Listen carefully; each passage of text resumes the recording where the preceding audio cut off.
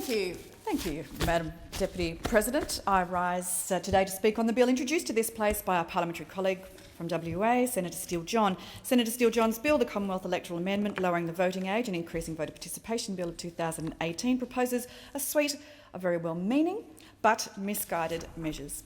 Senator Steele-John seeks first to lower the minimum age of a voter in Australian federal elections and referenda from 18 to 16 years of age. However, the bill maintains the minimum age of compulsory voting and eligibility to stand as a federal parliamentarian at 18 years of age. Madam Deputy President, I am genuinely heartened to know that Senator Steele-John, as our youngest senator, understands the importance of engaging young people in the political process, and I too share his passion for nurturing young people who are politically minded. I too recognise that we in Parliament ignore young people at our peril. That does not, however, mean that we need to lower the compulsory voting age. So Senator Steele-John is turning 24 this year, am I right? Thank you.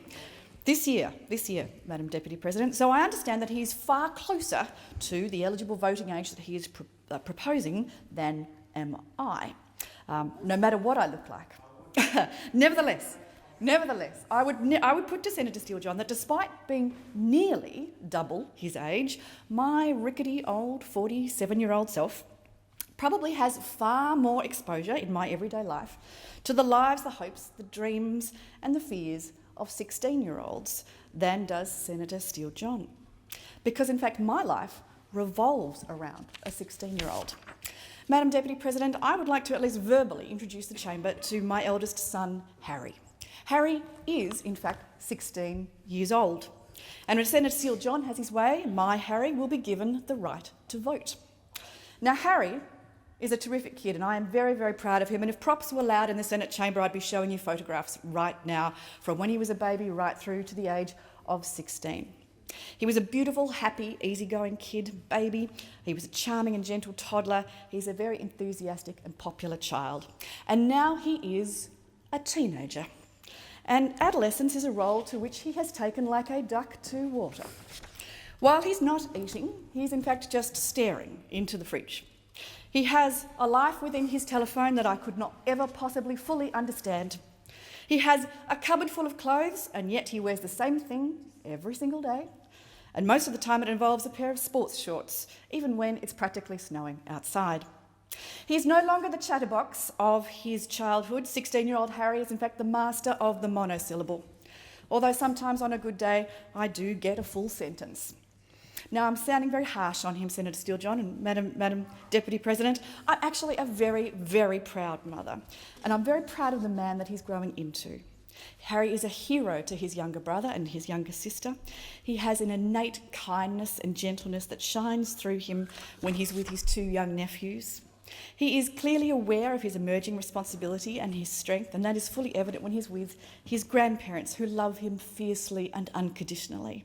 He's a keen and talented sportsman, whether it be rowing or football or tennis, and he's lithe and graceful whether he's on the water or on the field. He's also an artist. Indeed, he's quite the aesthete and a perfectionist. He has an eye for detail and a rare sense of perspective for someone so young. He's popular and he has a lovely group of friends, which increasingly seems to include very attractive, happy and confident girls. I'm not sure how I feel about that just yet. It's understandable though, because, and I do speak with a mother's bias, he is emerging from those gormless and awkward years of puberty as a very handsome young man. Although I just love him to cut his hair. For a 16-year-old, he's also got a terrific sense of humour. And even as recently as a week ago, he had me laughing so hard that tears were rolling down my face. And he's doing very well at school. He's not a naturally studious kid. I'll put that out there. Most of the time he has to be dragged kicking and screaming to his homework, but he's naturally curious, sometimes piercingly insightful. He's regularly stubbornly opinionated, and most often about issues he knows very little about or that he's learnt about on Instagram or YouTube. Harry studies politics at high school. It's a comprehensive course and it includes many facets of Australian and global politics. He's currently studying ideas, actors and power in politics. I did actually speak to his politics teacher this morning to find out exactly what it was that he was engaging in right now.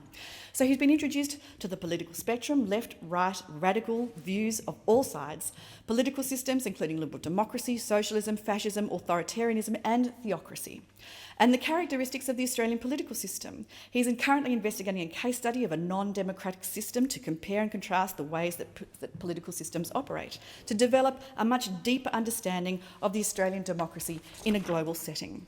This is truly preparing Harry for his voting life. It's giving him a deep understanding of our systems and politics at play.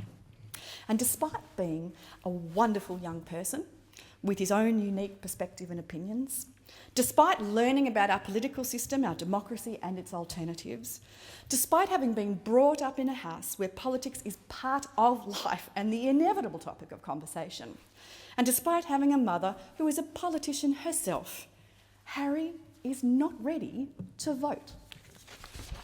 At 16, there are still so many aspects of life that he is yet to experience, and so many that he's just simply not ready for.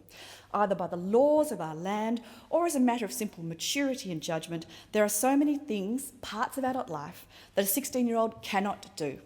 A 16-year-old is not ready to marry. He's not ready to serve in the military. He's not ready for unvetted access to alcohol, although he gives it a good crack occasionally, I think. He's not ready for unvetted access to gambling. He's not ready for a credit card. He's not ready to sign a contract. He's not ready for a full driver's licence. He's not ready to enter licensed venues. He's not ready to donate blood without permission. He's not ready to rent a house. He's not ready to purchase a house. He's not ready to get a tattoo or a piercing. He's not ready to go skydiving. He's not ready to even buy a pet. He's not ready for jury duty. The list could go on and on and on. However, Madam Deputy President, just because young people are not ready to vote or are not able to vote, that does not for 1 second mean that young people are not well represented in this place. Because young people are represented. They're represented here every single day. And as every Member of Parliament will attest, just because I don't look like you or I don't live your experience, your life experience every day, does not mean I cannot do my utmost to walk a mile in your shoes and represent your interests. At least everyone in this place can say they were 16 once. Moreover, Madam Deputy President, what more could these people under the age of 18 want from having a vote in this place that they haven't already got? What voice do they not already have? If it's climate change that they're passionate about, as Senator Rice attested, well, there are certainly members of this place that are there ready for them. If it's STEM and technology that they're interested in, again, there are members in this place that are there fighting for those interests already. If, Madam Deputy President, it is tax relief for those who need it the most that they are most interested in, I'd be surprised if that was their foremost interest, but if that was it, well then I can assure you that there are many members on this side of the chamber that are very keen to see that happen. We're happy to voice that opinion for them. Just because you're 16 or 17 years of age does not mean you don't have a voice. It just means you're not quite ready to vote.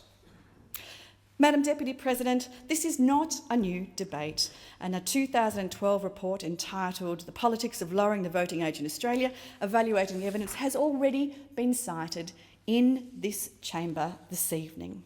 The findings in that report suggest that there is only partial support for lowering the voting age in order to bring it into line with other government-regulated activities. That report said that there is no evidence that lowering the voting age would in fact increase political participation. Indeed, it suggests that the evidence points in the opposite direction. And despite the rapid expansion of university education, young people apparently are no more knowledgeable today about politically knowledgeable today than they were in the past. The arguments for lowering the voting age simply don't stack up to empirical scrutiny. So will allowing 16 or 7-year-olds a vote enhance political participation?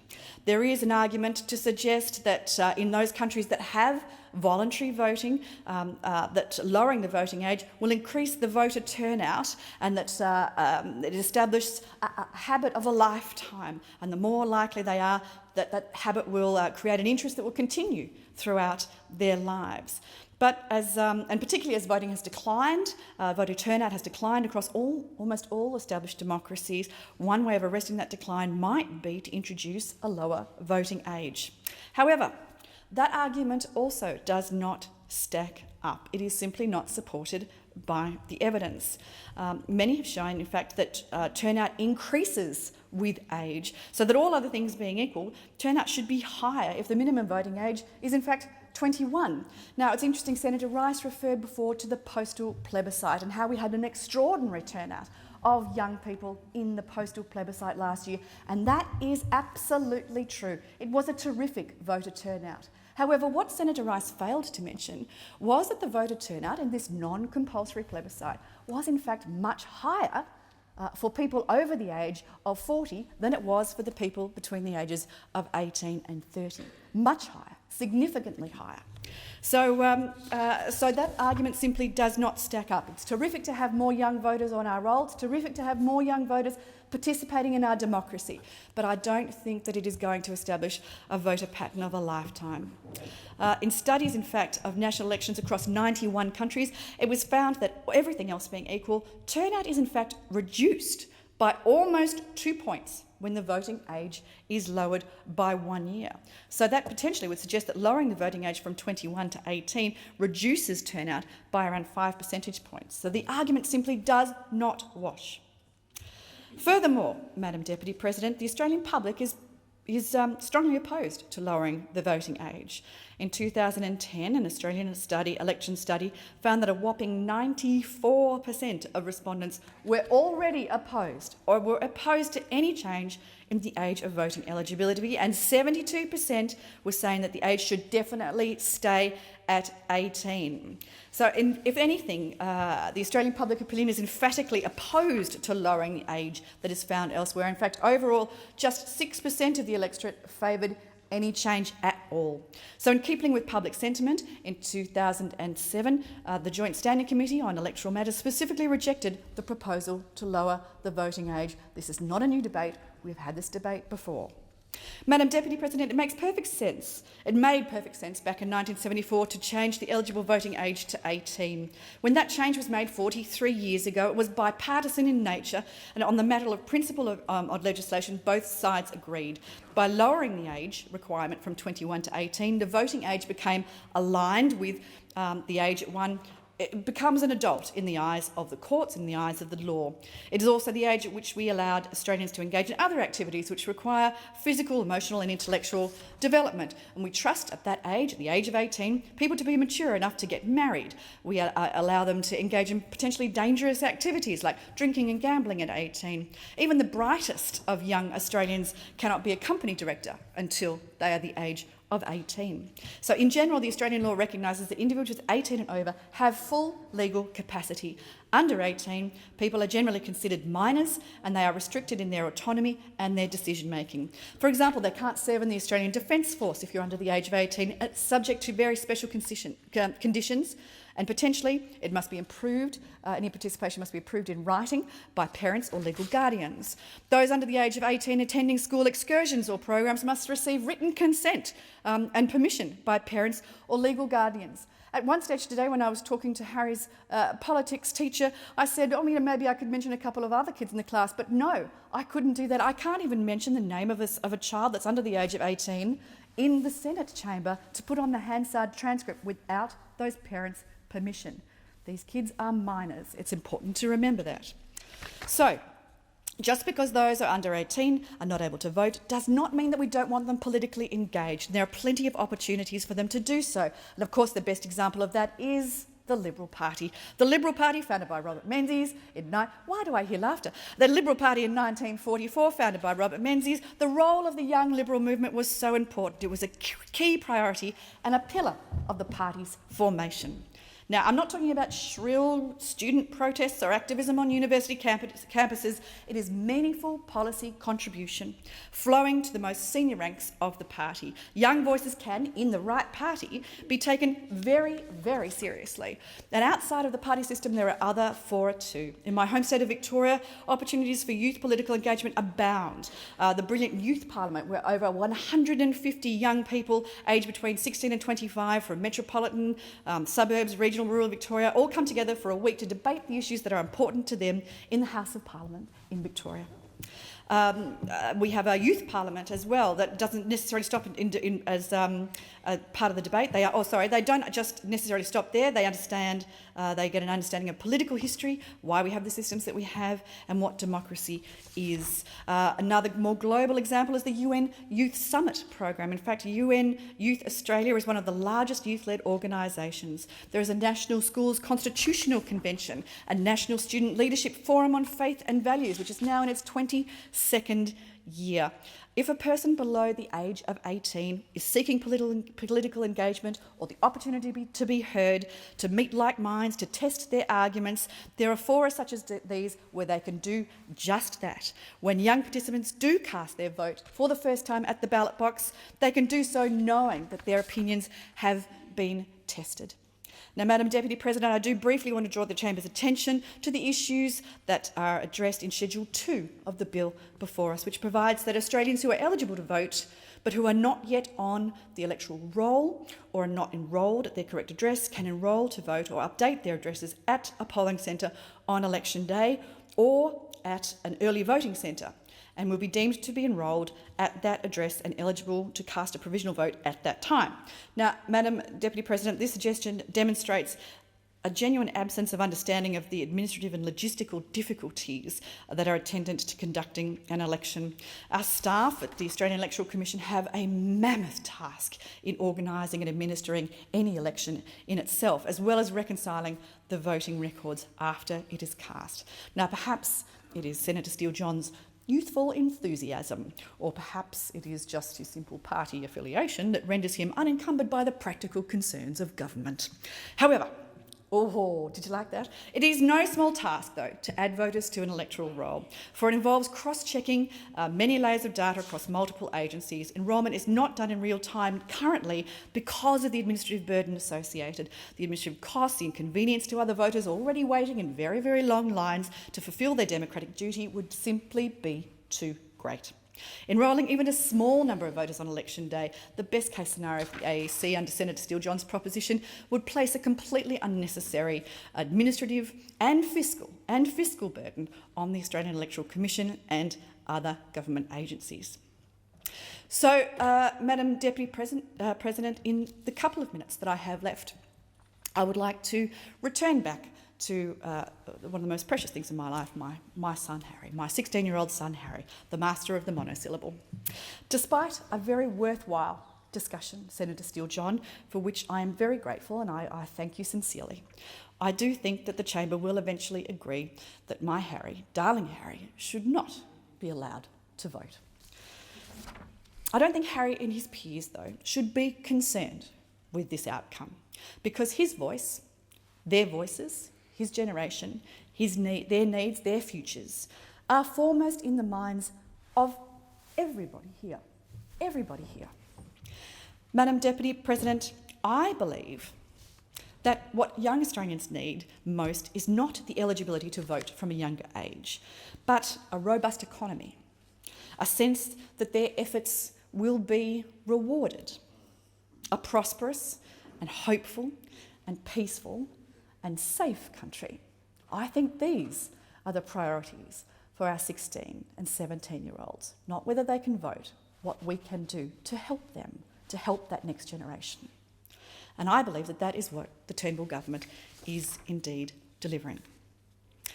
Madam Deputy President and Senator Steele-John, there are 76 people in this place, and there are 150 in the other place, who, while they may very well disagree about the path, they want Harry and his generation's futures to be as bright as humanly possible.